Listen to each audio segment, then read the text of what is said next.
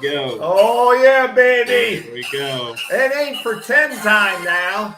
Here we It go. ain't pretend time now. The climb will continue and will start at the first rung of the ladder. Well, we already had the first rung of the ladder, if that's what you call it. That's kind of a step.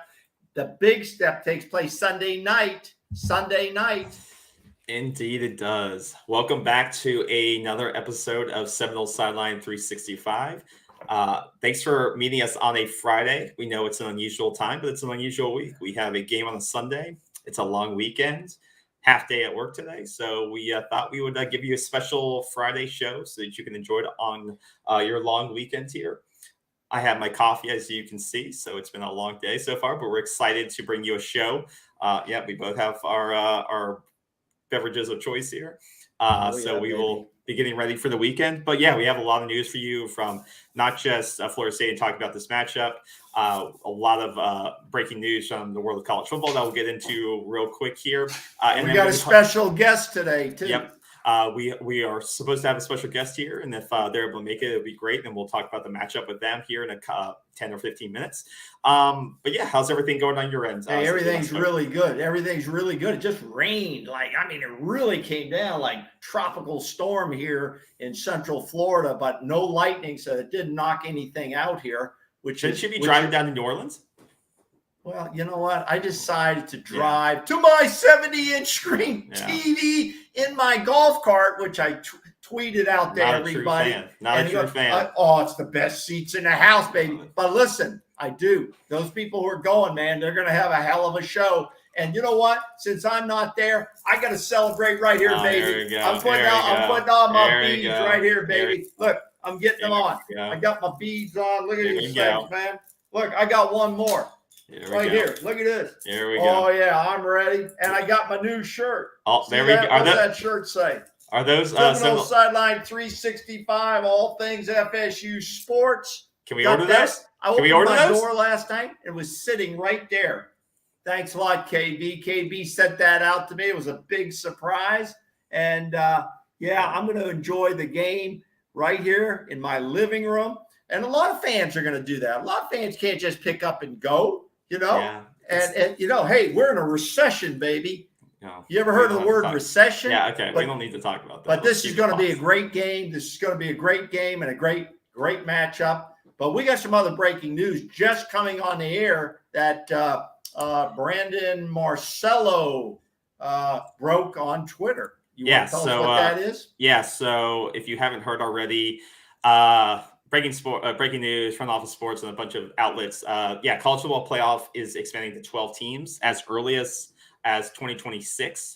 That is when the ESPN deal is expiring with the college football playoff. But the commissioners of that committee have come together and that have overwhelmingly voted to expand the playoff to 12 teams. Now, we don't know what all the little logistics behind that are, but they've made that decision now. So we will have 12 teams instead of 4, and within 4 seasons or 5 seasons, 4 or 5 seasons, which is great. I think it's a great move. Obviously, it's a money move. It's 4 or 5. It could be 20. Well, at most after next season. Yeah. I guarantee it'll be. So we're 4 seasons. They said they could move it out because obviously ESPN wants to move this up because it could double the amount of revenue they said that they could get within their media contract. They could double the amount of money. So. The numbers that they were throwing around is that within this contract that ESPN currently has with the college football playoff is that they generate around $470 million a year on average from this exclusive contract they have with the college football playoff. And that if they were to, expand the amount of teams to 12, that it could double. So obviously ESPN is incentivized to push up that deadline to get it to 12 teams earlier than when their contract expires, but also, college football playoff is too, because they want, they obviously want to make money for those schools as well, and for everyone involved in the committee, because the committee is made up of basically ambassadors from each of those schools too. So they see the benefits in that as well. So I believe that this will probably be enacted within the next couple of seasons rather than 4. Just because the money involved is, as well as all these conferences are renegotiating their contracts and people are moving around. I think the deal will get done sooner. What are your overall thoughts on this happening today? Yeah, I thought it wasn't surprising to me. I'd seen this earlier in the week, talking about them getting together and pushing something forward. And it's about the money. I mean, this is about money. Come on now.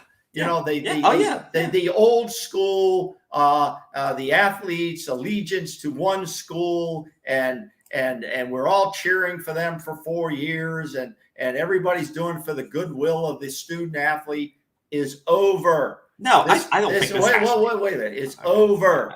Okay. Now, even the commissioners got together to put this forward. They're going to put this forward as early as 2024, which means not this year, obviously. Yeah. Not next year, but the year after.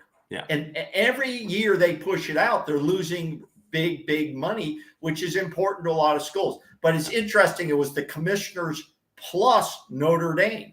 That's the power of Notre Dame. And now Notre Dame, who they use, remember we used to say they have to get into a conference. They need to get into a conference and a conference championship to get into the playoffs. No more. There's 6 spots right there for them to find their way into. And most years, they're going to find one of those 6 spots, period. And how do you think that this plays into the whispers this week? And this article also kind of mentions it, is that there was a discussion about more and more about the power conferences breaking away from the NCAA and creating their own kind of super conference. How do you think this coming out now, this voting on expanding it to 12? Because let's be honest, the four teams, you really don't see anyone outside of a Notre Dame and independent get in. You're not going to see some of these smaller conference teams get into it. That go 12-0, like the Coastal Carolinas, like it's really hard for them. Now with 12, you potentially could see it, but how do you think that this expansion to 12 helps maybe these conferences breaking away from the NCAA, or does it not really affect it? What is your opinion? I think it could affect it. I think there could be an effect. I think anything's possible at this point. I just don't know the inside of the legalities. No, most of us don't. We bring this from a fan perspective. It's really the legalities of what you can do and what you can't do. I think as well as the finances. Yeah, and I think they're trying to figure that out. So yeah, I think these commissioners of the SEC, Big 12, Big 10, they're still trying to figure out what they can and cannot do with the NCAA, because I don't know if they really they have a team of lawyers that are children. The question is, how much power does the NCAA actually have left, and what is their purpose? That is what has to be defined. You have to have some sort of independent, objective referee, so to speak, to govern the rules of we can call it college football. It's played at the college level, but it's basically as I've been saying a long time, the minor leagues of the NFL. How are we going to govern these? Each league, each conference can't have their own set of rules on on all different types of things. Yeah. So I think they have a role, but I think it's going to be greatly diminished. And they're not telling people how and when games are going to be played or how many people are going to be in the playoffs. They're out of that. I don't think they have any power over that. Exactly. Yeah, I would agree with that. And I'm really interested with this announcement of, in the coming months, and we'll things will probably slip out. But now with 12 teams, how does that affect who gets a slot to this? Because right now it's the committee goes away and they evaluate, right? And they nominate which teams are going to go in. And some teams are pissed off. Some teams are like, there's their formula, right, of how these 4 teams get in. But does it go back to that style of, okay, the SEC is going to get 2 slots in the playoff, or each of the conferences get an automatic bid into the playoff now? Like, I wonder if it reverts back to kind of like the BCS where, each team gets 1 slot to each of the bowl games. And that's how, and kind of how it still works today with some of the bowls that aren't college football playoffs. But does it go back into these power conferences? They want to come together and create, the SEC wants to have all the best teams so they can get 3 slots into the playoff. And the Big 10 wants to have the best teams so they can get 3 slots into the playoffs, or 4 slots into the playoff. Like, how does that go into these negotiations as well when they're looking to establish this playoff? Because with the NCAA, I bet they would put restrictions on that. Now, if they create this outside of the NCAA, the College Football Playoff Committee could create whatever rules they want with these conferences potentially. So I wonder, it's gonna get very complex. some people are going to be left down the cold with this. I feel like I think some people see it as 12 teams. Now some of these smaller schools get in, like the Coastal Carolinas, if they go 12-0, or the BYU, the BYU's, or if they have a really great season. Yeah, but that's always been. I don't think it's going to happen though. I think KB, that's always been. When we had 16, if we had 4 teams, the number 5 team would be screaming. If we have 6 teams, then the number 7 is screaming. Yeah. Now we're going to have the number 13 screaming. They didn't get in. Yeah. There's always going to, but this gives you a better run at it. Okay, for other teams. That you said something about the 6 conference champions they're going to be in. Okay, 6 conference champions, sixth highest ranked conference champions. Okay, be specific on line, and then 6 at-large teams. Those other 6 could possibly 2 or 3 could come from one conference. 2 or 3. If one conference like the SEC or the Big Ten or somebody is having a good year, 2, it's very likely 2 teams could come out of there. I mean, it could be the champion and the runner-up in a very close conference championship game. They could be in there just like we see that in the playoffs now. Yeah. Okay. Yeah, absolutely. And that's what people want, basically. Yeah. You want the best teams in the playoffs. Yeah. I think that's and I think obviously the fans are going to be super excited about this. Outside of everything else, the business of it, stuff like that, I think people love basketball, Mark, because there's more teams and potential for upsets, and with 12 you'll see more of that dichotomy of matchups, and you could see a 12 seed upset a 1 seed at some point. It won't happen in the first go around, but you could see more of that upsets in December. So I think everybody will get on board at some point with this. Yeah, I think this story is big, and I think this story about realignment continues to be big. Yeah. And these things are going to leak out over time, but it's going to happen. And I think, as we've said, Florida State will leave the ACC. That's my prediction. That's not your prediction, but it is my prediction that they will eventually find their way out of the ACC. Yeah, I think these are just signs that help with that transition at some point, because you're going to want to be in a conference we can discuss this further along as more news comes out. All right. Let's dive in now to what everybody really cares about right here. Yeah. This is what's on the table right now, bro. What everyone cares about this weekend is what I'm calling the Battle of the Bayou, which isn't real original, but that's better than the backyard brawl, which I was tweeting about last night. That's a good game. That announcer, I watched that Pitt West Virginia game. That's the only game I watched. It was a good game. It was a great game. But if that announcer, he sounded like he was about 15 again. Why do you? It's kind of like the FSU. Why do you hate young people? I don't hate young people, but I was counting him. He must have said backyard brawl 43 times when I stopped counting. Okay, right. Now, and I did make a mistake. I tweeted out. I said, "Oh God, I hate it when we play Pittsburgh. When we play Pittsburgh this year," and then of course, I couldn't get it off fast enough as I stepped out of the shower. Some of our loyal viewers and fans, I know, they say we don't play Pittsburgh. And one guy helped me though. One of our listeners, I forget who it was. He says, "Well, maybe in the conference championship." I said, "That's my man right there, lady. That's my man, lady right there." So that was my mistake, and I take accountability for it. Okay, but Pittsburgh looked pretty good. They look good enough, and they're the defending ACC champions. With a new quarterback. I know. With a new quarterback. Yeah, he looked pretty good last night. So I think they got something to be excited about. Yeah, exactly. We're gonna dive into the conversation now, like I said, about LSU and Florida State this Sunday. And we have a very special guest with us. So Bruce, I'm gonna bring her in, and why don't you give us an intro? Hey Leah, how are you doing? Hey. Hey. How are you? Good. It's nice to meet y'all. How are y'all? We're good. Look at Leah. Look what I got on, man. I'm ready. You see? Oh wow, yeah.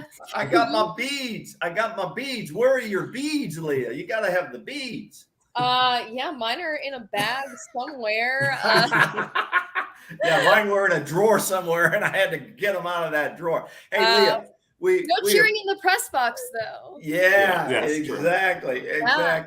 Leah was really funny. You know, I reached out to Leah because Leah has definitely got more inside knowledge about LSU and the LSU Tigers and that whole program than we do. Okay, that's an obvious, Leah. So I reached out to Leah and I said, "Hey, Leah, can you join us in the studio?" And Leah goes, "Studio? I'm right here in Baton Rouge." Yeah, and I used the wrong words there, but that was kind of funny. But Leah, listen, we appreciate you joining us here. We know you are a very busy person. And listen, I just want to shout out to you and all of your fans and listeners out there too, because I bet you got a big stockpile of them. And that is, you've got quite a resume. You've got quite a resume in the world of sports here, and as a writer. You started. Now, you tell me if I'm wrong. You started at the Daily Texan way back when you were a student in college, and then you worked your way out of there and made some career decisions. I think you started in biology. You were going down a medical route. Yep. And congratulations on being a cancer survivor, which I am too. I think that's the victory right there. That counts. That. Yeah, that counts more than anything. You go on to Mason City, Iowa, at the Globe Gazette covering. Oh, you're getting it right. You're getting it right. Yeah, I am getting it right, baby. I do my homework. I did my homework, except for that script I did last night about the Pitt game. And then you were the first woman beat writer to cover the Hawkeyes, the Iowa Hawkeyes. That was from Iowa. I went to Colorado and I worked at the Steamboat Pilot. Steamboat Pilot. Yeah, I know Colorado Springs very well. So Steamboat and the ski slopes back in my younger days. And then I went to Northwestern after that, and then I got the Iowa job. But I was for 8 months the Iowa writer. I saw that. Then you had as you said, I think in your resume there, you said I got a call, and it was I couldn't turn it down. It was to come down to Baton Rouge and cover the Tigers. Correct? Yep. And you cover the Tigers now you cover football and baseball for the Advocate down there, correct? Correct. Hey, got it all right. Well, that's great. Well, we are super happy to have you on the program. Now, here's my first question for you, Leah. Here's my first question. How is the Randy Rogers Band better than Toby Keith? Light years. Because Texas country above Nashville, and I think Toby Keith is overrated. I love her already. We say on our show, and our theme is really no sugar. We don't add sugar to anything. So you can fire away. You don't have to soft toe it with us, and we love that. Okay, I've never been to Tallahassee, but I heard it's kind of country. It is country. You know, every Friday night before a home football game, we have I don't want to call it a tailgate, but downtown at Social Madison, we have a band, and almost 100% it's country. It's country. Not good country either. No. Well, don't say that. KB's not a country fan. I don't know what kind of fan he is. But we do have good country, and it is a great city. And I've been associated with the program since the 1960s, Leah, well before you and KB ever found your way onto this earth. And I've seen the ups and downs of that city. But yes, we do have a lot of country music in that area. We're going to dive into this, Leah. Let's get into it. Far away. The Brian Kelly era has begun and will officially begin when that ball's kicked off. I think it's 7:30 on Sunday night. What's your take on the fan base receiving Brian Kelly down there? I think they will welcome anybody who will win football games. And he's been obviously all the headlines about family and the TikTok dances. It's kind of everybody's over that at this point. His fake accent. Yeah, they're just kind of all right, well, let's see what he can do. I think they're so used to having somebody that, shares their culture, which quite frankly, they only had Ed as their head coach for a couple years. Ed, wait a minute, I'm doing my head. Where he wasn't winning football games, and yet when he got fired, they were all like, "Oh, well, goodbye." And it's like, well, okay, yeah, he had a national championship, but like also y'all are like under 500, so yeah, so they're like optimistic, I think. There's probably still some skeptics out there, but so far, like, he's really kind of restored the order in the program and everything. I mean, he's from like from the ground up. I mean, he's reorganized everything. Everybody in the organization knows who they're reporting to now. And like in the past, like, there were assistants who were like, I don't know who I talk to. Do I go to Ed? Do I go to like somebody else? And so, yeah, like my colleague Wilson Alexander actually wrote a huge Brian Kelly story today at The Advocate. You can check that out. But I will. It's so people are pretty optimistic, I think. I think they're just eager to see what he's going to do, and he hasn't really revealed a lot. And I think that's what's making people a little bit anxious. Yeah, initially when he got down there seemed to be some rumblings, and it wasn't confirmed or anything about, and I think you've addressed that a little bit, is how does this guy who has never coached or recruited, well, I won't say recruited, never coached below Cincinnati, Ohio, get down to the Bayou and fit in down there with these folks? Does he just sit down and start eating crawfish dinners and gumbo, and that's going to make him fit in, versus a Saban who was down there, or even Jimbo Fisher who was an assistant down there, and they can talk that language like Coach Bobby Bowden used to? And it's a big in terms of recruiting. How is that? Is that going to be okay if he wins, right? It's important to remember that Nick Saban and Les Miles were both from the Midwest. Well, that's true. Mm-hmm. That's true. So like people kind of forgot that, and it's like, wait a second, like Nick Saban came from Michigan State. He was not a Southerner either, and Les Miles was born in Ohio. So it's kind of like, okay, how is he going to fit in the SEC? Because we're all used to like basically a coach coming from a Saban tree, a coach coming from, Lord, whatever, like somebody's tree to kind of come down here. But, I think what Brian Kelly has done, and he's doing well with recruiting right now, and he's brought in a lot of recruits, and especially some of the top guys in the state of Louisiana. He landed a 4-star offensive tackle yesterday. Mm-hmm. And, obviously LSU has all the resources to put on like quite a big charade for recruiting. But not only that, but recruits feel like they're getting exactly what they know exactly what they're going to get with Brian Kelly. I think that, and I have to confirm and agree with you right there, is Brian Kelly is a proven winner. Okay. He's proven himself on a national level. And then he has probably, better resources there in the South, there at LSU, than he really had at Notre Dame in a lot of ways. Well, and that's part of the reason he left, was he was like, I want the nutritional program. I want the technology. Yeah. LSU has one of the best kinesiology programs in the country because they were able to actually run experiments on athletes, not like students or anything, but just these are approved now. These are approved experiments. They're not experiments. Yes, yeah, they're like it's Jack Marucci, who's kind of head of the sports development program here. I mean, he can identify, what eye dominance like an offensive lineman has and how that will play into a blocking scheme and stuff like that. And so these are the kinds of resources that Brian Kelly has always wanted, and he never thought he would get. And he asked for it at Notre Dame, but they didn't fund it, or they didn't invest. And so this is an opportunity for him to win a championship. And like, really, it's not that important for him to be somebody who loves crawfish and loves shrimp and all that stuff, which he does. He likes his food. But like, the thing is if you win football games, you fit in. The bottom line about this fan base is the way you fit in is winning. Like, that is all they want, because they live, breathe, die LSU sports, everything all the time, and they'll feed you, and that's fantastic. I love that. And I'm from Texas, and even Louisiana is a culture shock for me. But like, it's it's really not that hard to fit in. Like the people are very nice and welcoming down here. You got to remember, this is the South. This isn't the Midwest. Okay, I've lived in the Midwest. All right.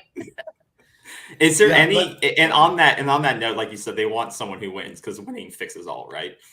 With Brian, he has a track record of success, but I think the thing against his record, albeit at Notre Dame, he could never win the big game. And brightest lights, got to the playoffs, in the biggest moments, his teams always flopped and flopped hard.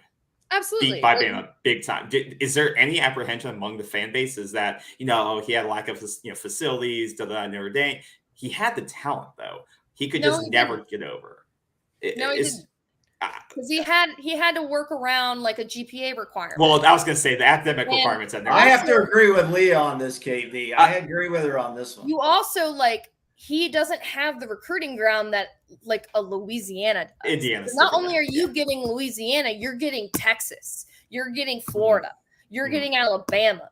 And I'm sorry, I've seen high school football in various parts of the country, and it is better down here. And if he's at a Notre Dame, he had to recruit nationally. So he had, maybe some of the top kids from individual states, like, out of, Ohio. He didn't even necessarily win like Indiana as a recruiting state, like he still has to compete with Purdue. He still has to compete with Indiana, It's here. It's like the only thing, like Louisiana, the top guys usually want to go to LSU. And if they don't go to LSU, they get poached by Bama. So that, and then it's like, okay, well, we'll go to Texas. But, like Houston is 4 hours away from here. So Houston is not only like a big like haven for high school football players, but there's just so many of them. Yeah. And I think that I did a story on this and how I think I'm going to mess this up and I need to find it, but there were like the most 5 stars came out of all the 5 stars in the nation last year. The most 5 stars came out of the city of Houston. Wow. So, wow. let me. I'm going to add to Leah's answer there because I online watched a program, a YouTube program, and it was a guy. I couldn't even get the guy's name. I went back and forth, and somehow I just couldn't come up with it. But it was called After Further Review. He was the host of it. Matt Moscona. Yeah, Matt. He totally ripped Notre Dame. I mean, I've never seen a guy rip Notre Dame and basically said a lot what we've been talking about here is that Notre Dame is just living on the 4 horsemen. They're living on this tradition of what they used to be and how they used to be back in history and trying to recruit on that. He even ripped their town. I mean, this guy really went after them. And basically said what we were just kind of talking about there. Leah, let me ask you this. Miles Brennan walks away from the program when he doesn't get the starting nod right away a few weeks back. What was the story on that? What's your insight on that? Yeah. Basically what we learned was that he was not going to be the starter. It was going to be between Garrett Nussmeier and Jaden Daniels. And, him being, a 6th-year senior, he was like, well, what am I staying for? He's like, he's engaged. He's going to get married. Like, he has things to do. I think Brian Kelly had said he'd come back and compete for the starting job.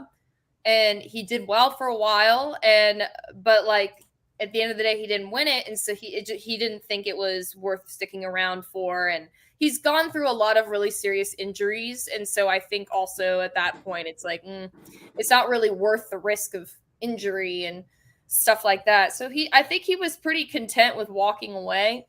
The thing is like Brian Kelly has a history of playing multiple quarterbacks in a season, as many as 3. Yeah. And last year. So I was kind of like, if you stuck around long enough, you probably would have seen the field at some point. Right? Even if you weren't starting, that means nothing under Brian Kelly. Yeah, exactly. Who's going to start the game tomorrow, Sunday night? We don't know. Oh, come on. You don't know? No, Brian knows. Brian definitely knows. Brian knows. The team knows. And he told us at the press conference yesterday, he's like, yeah, the team has done a really good job of keeping it quiet because I don't want him to tell you guys. Yeah. And we're like, cool. You know, it's not like we've been here at every practice. And, you know, the thing is we've seen Jaden Daniels and Garrett Nussmeier taking snaps with the first team. And he has this philosophy that, like, well, 60% of the snaps during practice go to the first team quarterback, the starting quarterback, and then 40% go to the backup. So that way they both get reps, right? Mm-hmm. A good amount. But also, like, he himself claims that the quarterback competition has been close enough to call that he really didn't know who it was until Sunday. And so, you know, they really have both, which is kind of an advantage because they both have been practicing with the first and second team players. And so whoever steps on that field has chemistry with everyone at this point, which I think is pretty advantageous. And I think also he's trying to maximize his chances of winning. And he's like, look, I've got a new staff. Mm-hmm. I'm new here. We've got some transfer players. Why don't I? And he's like, and I know that the pressure is on to win at this university. I'm going to give myself the best chance possible to win. And that is to make it a little bit harder for Florida State to win. And so by doing that, your team has to prepare for two quarterbacks who are very different. Jaden Daniels, if you don't know, transferred from Arizona State, 3-year starter, which, like, most of us suspect is going to be the guy who at least takes the first couple of snaps. I think that we're going to see both quarterbacks in this game. I think that's definitely likely. But Jaden Daniels is that dual threat guy. He can run, and he does have a pretty good completion percentage from last year. It was much improved. It was around like 64%, I think. But he's probably not going to be like your deep thrower. Although, like, I've seen him throw some good ones, but, like, it's not as accurate. So he'll probably throw those, like, screen passes to the outside and stuff like that, and the flats, and they're going to play with a tight end. We know that for sure. It's either going to be Mason Taylor or Cole Taylor, and both of them have been doing extraordinarily well. And then when you look at Garrett Nussmeier, that kid's also pretty mobile. He's a kind of guy who will scramble out of the pocket, and he's not going to be like, you know, a Jaden Daniels kind of dual threat, right? Mm-hmm. Mm-hmm. But he is the more accurate thrower when he's throwing downfield. And the thing that I've studied, I did a huge piece on kind of the history of offenses that Brian Kelly and Mike Denbrock have run separately and together. Mm-hmm. They do like to throw the ball downfield a lot. But then Mike Denbrock, obviously coming from a program with Desmond Ridder, loves a mobile quarterback. So you really don't know who it is. Interesting. Yeah. And given that, who do you think needs this game more? We believe we need it more. Do you think Brian Kelly needs this game and LSU needs this game more than Florida State needs it? Objective now. Take yourself out. I think Florida State needs it more. 100%. I mean, Mike Norvell is on the hot seat. I mean, I was on that Twitter space, like, fire Mike Norvell last year. Hey, cut her off right now. I want her out. That was Twitter for you. Comedy, y'all. But I feel for y'all. I'm a Texas fan. I mean, I know what hopelessness looks like. Jimbo. No, we hate Jimbo. That's the guy who put us in this position. Well, I don't like Jimbo. I mean, you know. I'm an AP voter, so. No. Exactly. I think we all agree. Florida State really has more of the pressure at this point, because the coaching staff's been together longer. Our quarterback this is going into his good second year. Maybe, some people would say maybe his third year. And this team now, it's been hyped that this is a huge game. The last time we were down there for a huge game, I'll bring this up, 1999 against Virginia Tech, man, when we're playing Michael Vick, and we win the national championship game. This is going to be, I say, one big game for us. We have a series of big games. This is one of them for us this season. But if Florida State loses this game, and I have picked them to lose, that's how we don't add sugar here. KB has gone the other way, is they have to lose close. They have to be very competitive in this game, and I think that'll be okay. But it puts more pressure on the three other big games. We play Florida, we play Miami, we play Clemson. We have a tough schedule. We cannot get blown out by anybody, or that is a clear, as Mike Norvell says, a non-growth step, So that's my opinion.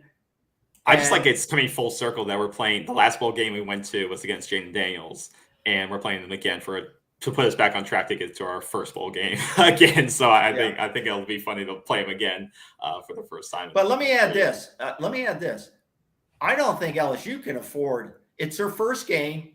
There's always coordination issues with a new staff and new players. I don't think they can afford to get blown out either in this game. I don't think any team's going to get blown out. But if they did, that could raise some voices down in the Bayou. If they did get blown out, it's the first game too, and it's the first season, and I think there's a little bit of wiggle room on that. Fans will be upset, people will be upset, but like even Scott Woodward himself said, the athletic director said, this isn't going to be an overnight fix. You bring in the number one transfer portal class, you do all you could, but this isn't. These kids, the majority of them were not recruited by Brian Kelly. I mean, he's still learning their names, all right? So, he literally messed up Colby Richardson's name. He's a McNeese transfer corner. And he kept calling him Cody Dickerson or something. And I was like, this kid's going to be the starting corner and, the head coach. But he finally figured it out because I think a radio host made fun of him. And he was he came into a press conference. He's like, that Colby Richardson has been doing really well at practice. And, unprompted. There was, no questions asked. He was like, nobody bothered to tell me. But, even Colby was like, you can call me anything you want, coach, as long as I play. I was going to say, as long as I'm starting. That's good. The South, in terms of football, which you've already said, can also be brutal in terms of analysis by us fan reporters.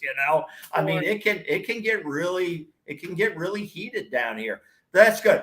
I believe the game's going to be won in the trenches. We say that a lot. That's cliche, but most of the time it is.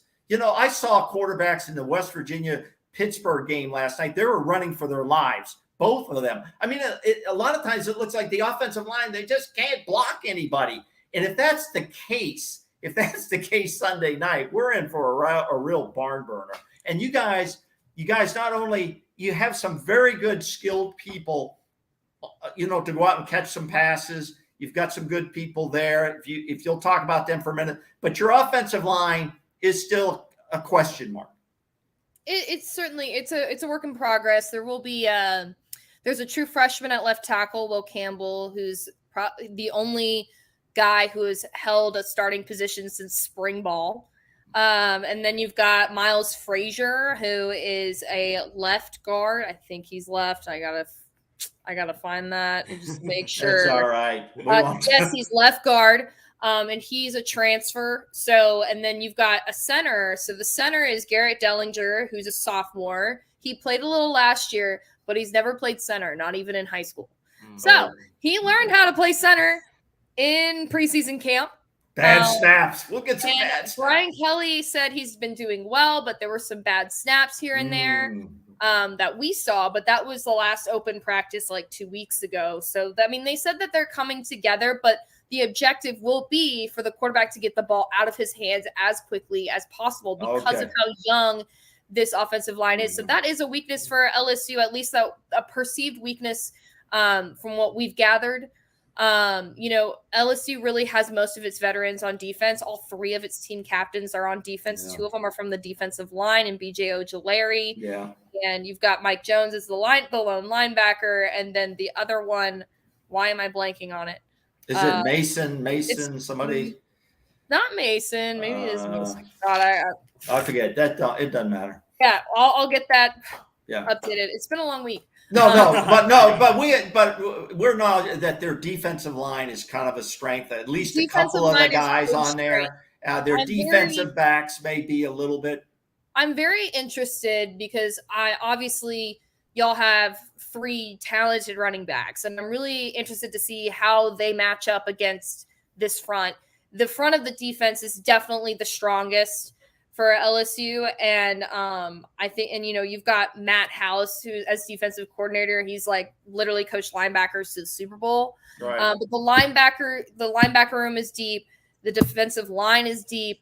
The secondary is actually, there's a lot of guys. We just don't really know much about what they're capable of doing in real game time.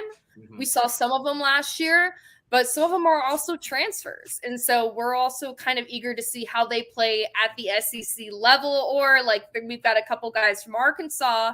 And, we don't know like how they're going to perform also in the new uniforms and the new scheme and everything else. So, yeah, but defense out, as far as what we know more about the defense than we do about the offense. And it's going to be a strength of this team, especially with that offensive line kind of being the weak point. The wide receivers, you got Kayshon Boutte, obviously preseason All-American by the Associated Press. And then you've got Malik Neighbors, who kind of broke out last year in Boutte's absence, but now he's moved to the slot receiver position. He's very athletic. He can break tackles. He can jump over you. I think he's going to have a big breakout season. Everybody's kind of anticipating the breakout season by him. They got a transfer in Kyron Lacey from UL down the road. Then they've got Brian Thomas, who got he's a true freshman who got playing time. Jack Besh led the team in receptions last year. As a true freshman, he will also be playing, and he's a big physical guy. He kind of looks more like a tight end because, he used to play tight end. So there's that. And, as far as tight ends, we know Mike Denbrock loves tight ends. Cole Taylor is starting right now. He's kind of that older guy, senior, junior. But then Mason Taylor, they're not related. His dad played in the NFL and bred into football, and Brian Kelly has said, this kid is as good as any tight end I've ever coached in my career, which is huge for a guy like Brian Kelly to say. Yeah, that's scary. You got everything you need, but the offensive line will determine how well these players will play. And I think you brought up, I have one thing. I think you brought up a great point, because we saw it last week against Duquesne, which is a much less. What are you talking about? They're a national powerhouse. Yeah, but I think our big complaint last week is that our defensive line didn't get a sack against Duquesne. We should have gotten 10 sacks against an FCS school because we were blowing them out. But I think they were doing some of that where they were getting the ball out of their quarterback's hands super quickly to avoid that pass rush. And so I think LSU may be, like you said, Leah, may implement some of that, is limit the pass rush, limit the blitz by getting the ball out quickly. Because if you have a liability on offensive line, that's how you can try to limit some of that damage, is by like you said, whether it's screening the ball or dumping it down quickly to get it to those skill positions. So it'll be interesting to see if that's how we don't see the impact of, say, Jared Verse on the defensive end, or some of our guys on the outside. If we can't get the blitz to the quarterback, if they're just kind of doing that quick pass game where our defensive line really our strength doesn't really make an impact on the game because of that quick passing game. So it'll be interesting to see if they utilize that. Let me add a comment too to what Aaliyah, you were talking about, to see these three-headed monster running back. We have a good running back room. There's no doubt about it. But this will be very interesting too, because I'm looking to see too. It's going to be our offensive line. That has been the biggest problem over the last several years. So the last year, Jimbo, it started. We haven't had a decent offensive line. I noticed y'all gave up 351 yards in tackles for loss last year. Which was, I think, like one of the worst in the nation. I mean, a guy from Wisconsin to kind of improve that. He went down. Injury. Yeah, I figured out the third captain is Ali Gay. He's a defensive end. But I think the key for our running backs now against better teams like LSU, is how well does our offensive line stand up for the first time? So a lot of FSU fans are going to be watching that line and that play, and if that doesn't roll well, it's not going to be a good sign. This will be a good test in that regard. I know we're running short for Leah. She's put in more time than we asked her to put in. Yes. But who you pick? What's your pick on this game, Leah?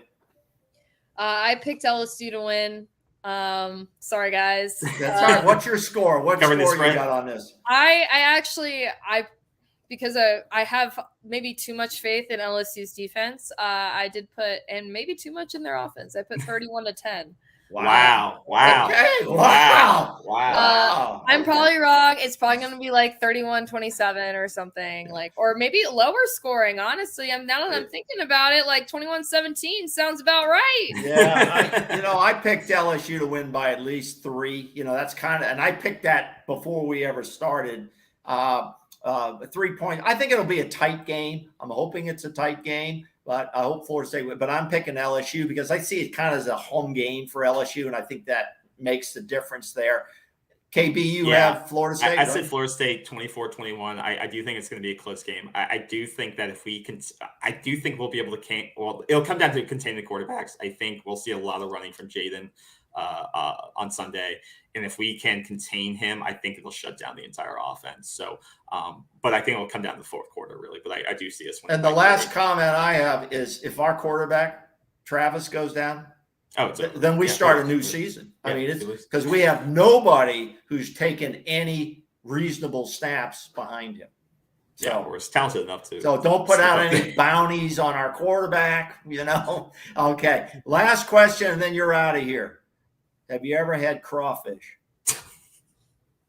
Yeah. Not like raw, like a crawfish boil.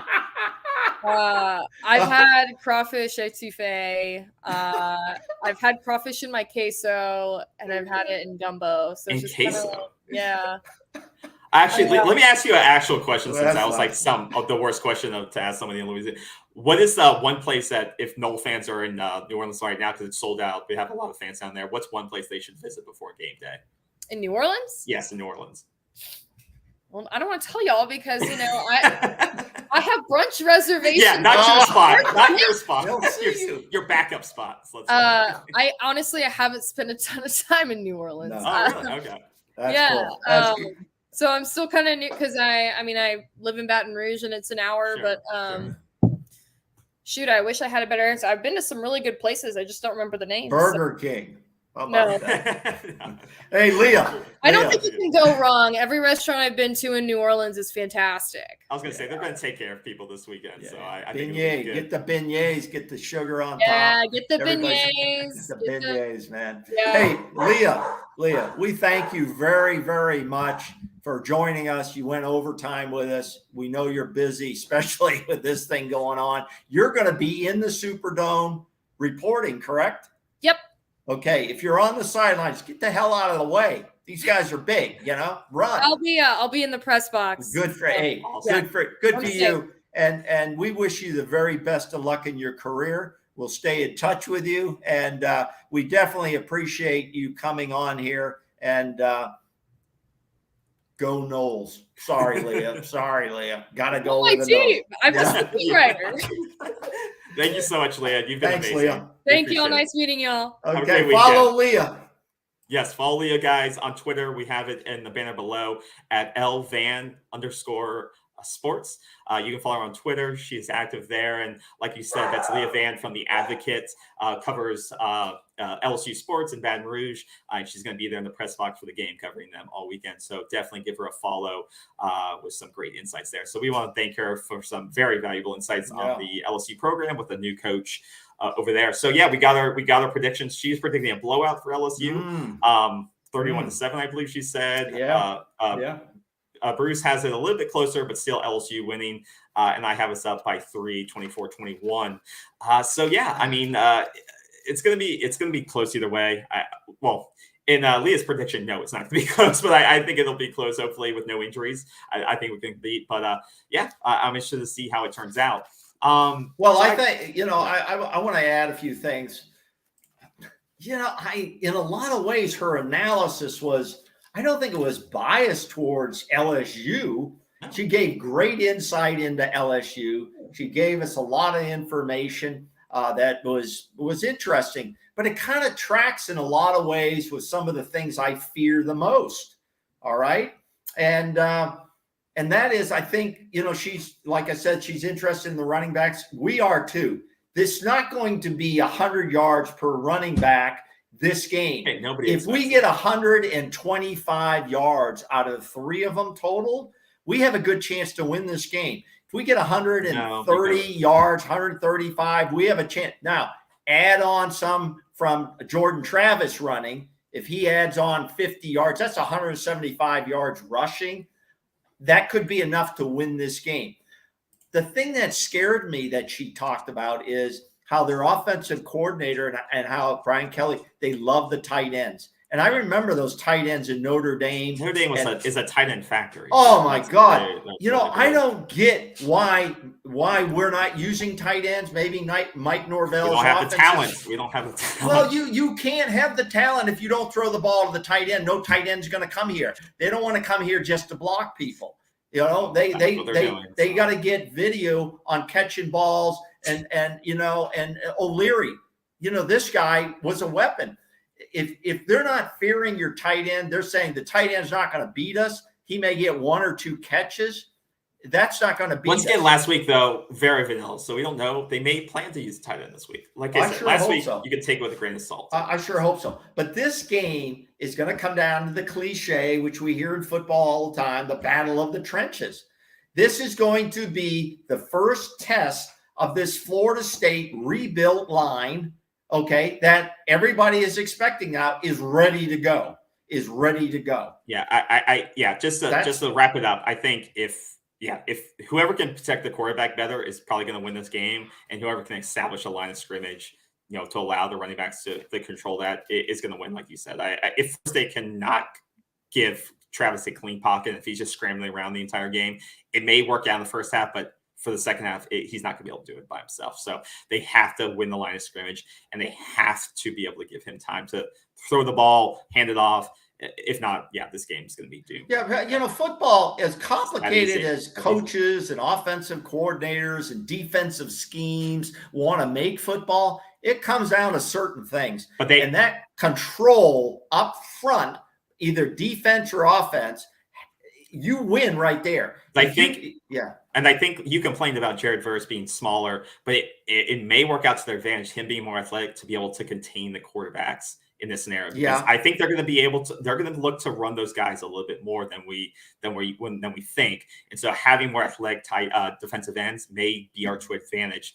And because they're trying to replace production running the ball. So I think we may be good in stopping the run, but we have to be able to contain these running backs or these quarterbacks in their run ability this weekend. So I think that wraps it up. I do have a couple of more news and notes to go across here before we wrap up for the weekend. So I'm going to share some with you and get your thoughts on these. The first article that I thought was interesting was an NIL deal. So we talked some NIL news last week. Got another one here. Mascot NIL deal, the first one of its kind.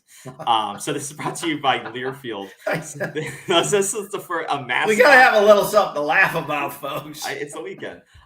So Bucknell's mascot got the first ever mascot deal. So basically, he's getting sponsored by a bank, the First Federal Credit Union. They're paying him just to come up to events in the community, and this is just some kid is being he's the mascot, and he's not even an athlete. He just puts on the suit, gets money, and shows up to do these local events within the community of the university. So I thought that was pretty cool. Like, I think it's good. Everyone's getting in on this deal now. Like everyone. You're not in the act. Well, it's about student athletes. I mean, if my nephew's watching, I think he should look into this in college. Yeah, exactly. That's right. We talked about the paying of the student athletes for good grades. Yeah. This is a wide open avenue. As long as it's not illegal to do something, why shouldn't they? Why shouldn't Chief Osceola on Renegade get an NIL deal? He's maybe hard to put a patch somewhere. Like you're gonna put an ad on the horse? That would be bad. What's the difference between Bucky the beaver there, or whoever he is? Because it's a bison. It's not a live horse. Are you gonna put a big McDonald's logo on the horse? What we're saying is they're not going to do that, but they could still be sponsored. They could be sponsored. and be done that way without a visible patch. So that goes into my next thing, sponsorships. Yeah. Another story that came out was at Vanderbilt. I don't know if you saw this. No. They just sold their rights. This comes from Saturdays Down South. They just sold their naming rights for the first time in school history. This is a logical step. And this is something that Florida State has refused to do.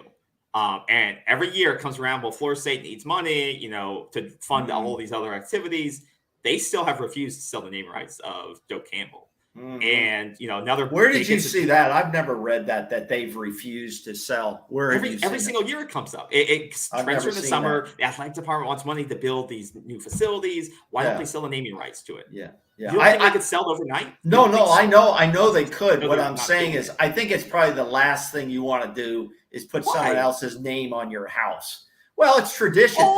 This is what we talked about, tradition of college football. We have tradition at Florida State. Okay. And now we're selling it all in a firehouse sale to make money. Let's have something that we can stand by until we're going to lose the program. Okay, then we'll sell. Then we'll put the name on the stadium. Are you willing to increase? Are you willing to increase your booster donations by $1,000 so that they don't have to sell the rights to Doak Campbell Stadium? I don't think that's I don't do. What does the president say? I don't do theoretical questions. Well, I don't do that. Well, that's how these universities get money. They have to sell sponsorships. Yeah. Well, I think it's interesting, but I think it's the last thing a university should consider. And I'm a little surprised. Vanderbilt. That's a very prestigious school. They must have a very prestigious alumni. I'm sure they got a lot of lawyers coming out of there. Well, that's what I'm saying. And so on. If it can happen to Vanderbilt, it can definitely happen to Florida State because, like you said, they've been around a long time. And we should go after. We should go after attorney Ben Crump. His office is in Tallahassee. Morgan. Guy's flowing in a lot of money. Morgan and Morgan Field. Yeah, Morgan and Morgan. Nah, I don't like that.